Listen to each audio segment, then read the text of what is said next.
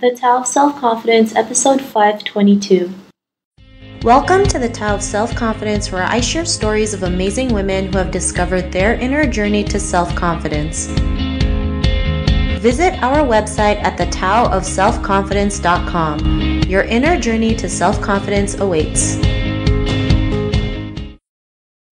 Well, hello friend. Welcome to the Tao of Self-Confidence, where I share stories of amazing women who have discovered their inner journey to self-confidence. I'm your host today, Sheena Yap Chan, and today I have a phenomenal lady on the show today. She's the Chief Strategist for EC Fulfill, and I'm really excited to have her on and share her story with us today on self-confidence. So without further ado, I'm going to introduce you to Bonnie Factor. Bonnie, how are you today? Maybe you can fill in a little bit more about yourself to our listeners.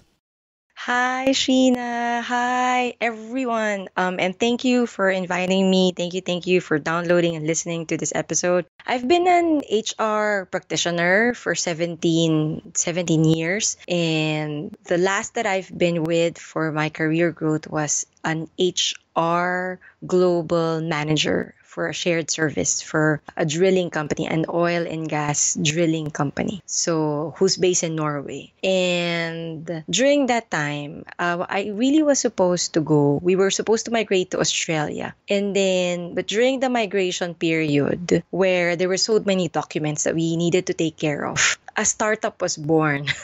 Our startup was born out of the funding, out of a workshop. And that was when really our startup was born. We got help from another co-startup who is Ginger of Manila Workshop. And that was how it really took off from there. It just, needless to say, just need someone, just one, who believes in you. Yeah. So that's when our startup was born. Yeah.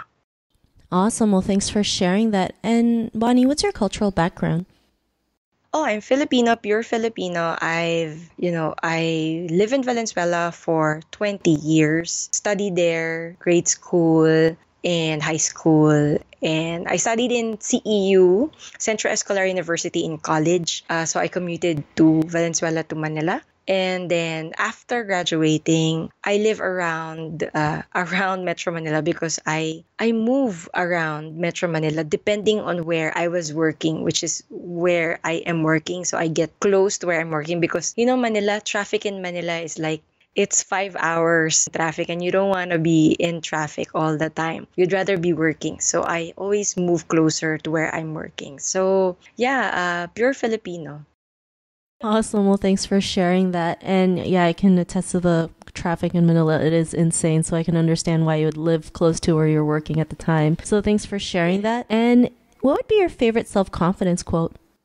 I love the quote from Steve Jobs. Okay, so here it is. When you grow up, you tend to get told that the world is the way it is and your life is just to live your life inside the world. Try not to bash into the walls too much. Try to have a nice family life. Have fun, save money. That's a very limited life. Life can be much broader once you discover one simple fact. That is, everything around you that you call life was made up by people no smarter than you. And you can change it. You can influence it. Once you learn that, you'll never be the same again.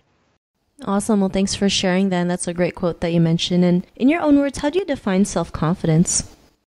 It's really that assertiveness. Now that I am able to find that balance. Before, I always think that this is for a strong person. I'm strong. I don't get hurt. Nothing pains me. Before, I thought that was self-confidence. After a series of self growth, development, and transformation, and this has been influenced by Wayne Dyer and then Brene Brown, I realized that aggressiveness isn't self-confidence. Being strong isn't self-confidence. Actually, showing vulnerability is. Because when you show that you're vulnerable to people, it's actually saying that I'm not afraid. I'm not afraid to show you that I get hurt too, that there are painful moments in my life too. I'm not afraid because we're all human beings and it's a range of emotions and we all feel that. And so whenever someone shows you vulnerability, that actually is self-confidence because they're saying they're not afraid to show you who they are. And so when I realized that all along I was hiding behind, vulnerability. I was so scared to show vulnerability because that may come off as weakness. And when you show vulnerability, that may come off as, oh, you're not as strong as you think you are. When due to these, people, so that's Wayne Dyer and Brene Brown, I realized, that vulnerability, showing vulnerability is actually strength. It's telling, it's sharing people that, "Yeah, I'm like you. We're like everyone is the same. That we get hurt, we get in pain sometimes, and so we're all the same in that." And showing that sameness to everyone is actually self-confidence in itself because you're not afraid to say we're all in this together.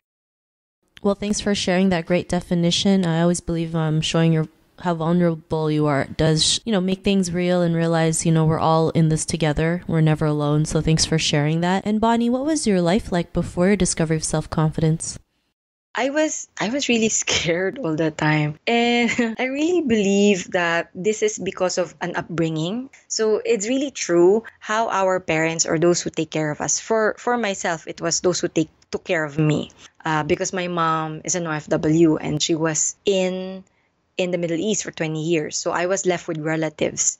The way our parents or those who take care of us raise us is actually going to be a pattern of our unconscious when we grow up. And so I really was afraid. I always was afraid of not belonging, of being thrown out, being rejected, because that was how I was raised. I was raised by aunts who were kind of verbally abusive. And so, I've always believed I wasn't worthy. I always believed that I was ugly before when I was in college. I only realized that I'm pretty, and pretty is a definition of ourselves we give to ourselves. When, I started getting attention from the male population when I was in college. But all my life before college, I thought I was the ugliest girl in the world.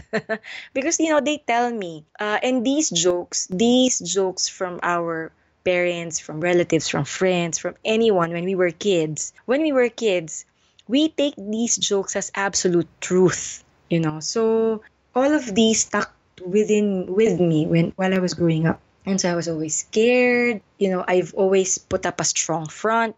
And I was bullied in high school. And that bullying actually, that was a trend and a pattern for me. And I have only broken through that only lately. So, yeah. Thanks for sharing that. And I know we all have, patterns that we've gone through that really hurt us even until now, from when we were kids or even later in life. And, awareness is the first thing. And, when we're aware of what has happened, then we can go find that solution. Like, what was that aha moment for you when you realized you were more than enough to go out there and be the person that you are today?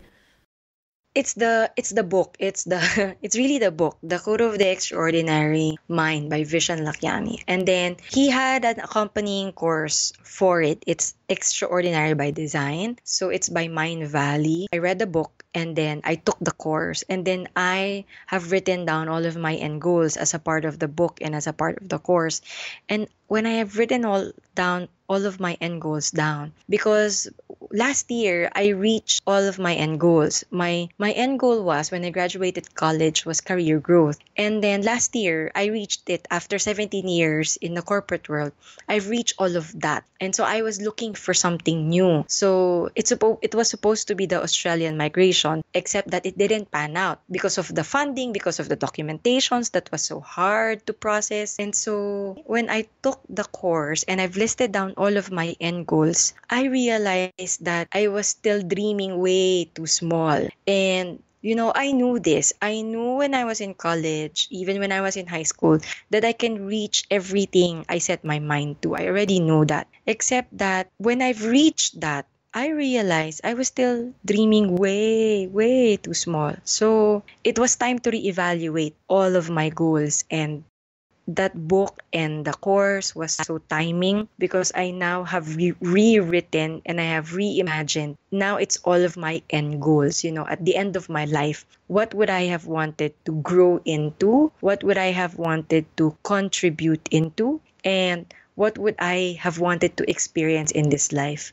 So when I've written all of that, the three, and there are subcategories of that three, I realized that it gave me a renewed vigor in life and excitement. So now I'm excited every day because I get to say, oh wait, I still have these three things that I need to work on. And it just makes me excited. They give me a lot of things to work on and to achieve for. And at the same time, knowing that, it all takes time. I don't have to be anxious. I just need to be happy at the moment while reaching and striving for all of those goals that I have written down. Thanks for sharing that. And I'll probably have to check out that book sometime, The Code of Extraordinary Mind. And I it's great that you mentioned that, while you're striving for bigger and better things, you're still happy with your present moment. And I think we all tend to forget that, we live in the now and we have to appreciate what we have at this moment as well. So thanks for sharing that. And to the woman who's listening to your episode, she may be in her own journey of self-confidence. What would be that one tip you would give to her? Really start with self-love. So love yourself like your life depends on it. Awesome. Well, thanks for sharing.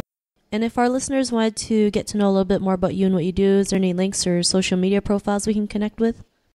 Oh, you can check me out on Facebook, Bonnie Factor, or in LinkedIn. Same name, Bonnie Factor. So I post contents over there and post about our company and my daily realization about things, existentialism questions, because I've had that ever since I was a child. So those kinds of thoughts, I bring it up and I post it in public. So yeah, let's have a discussion and conversation if you're up to existentialism questions and law of attraction and startups in the Philippines.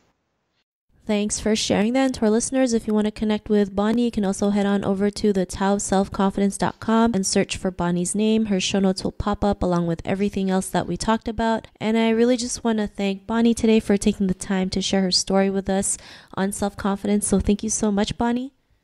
Thank you, Sheena. Thank you so much. And I claim I get to meet you in person very, very soon.